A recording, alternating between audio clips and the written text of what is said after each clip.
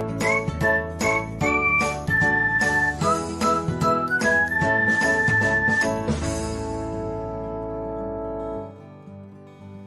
everyone, welcome to another episode of Technologyglance. In this video, I am going to guide you through how you can pin a post to your profile on Instagram.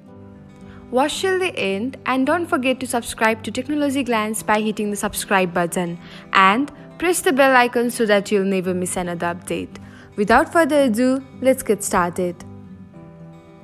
First of all, open the Instagram app on your device. Now, log into your Insta account. After that, tap on your profile icon. Now, long tap on the post you want to pin.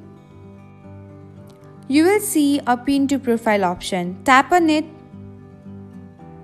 And that's it. Your desired post is pinned on your profile. Thanks for watching. If you found this guide helpful, we will love it if you hit the thumbs up button below.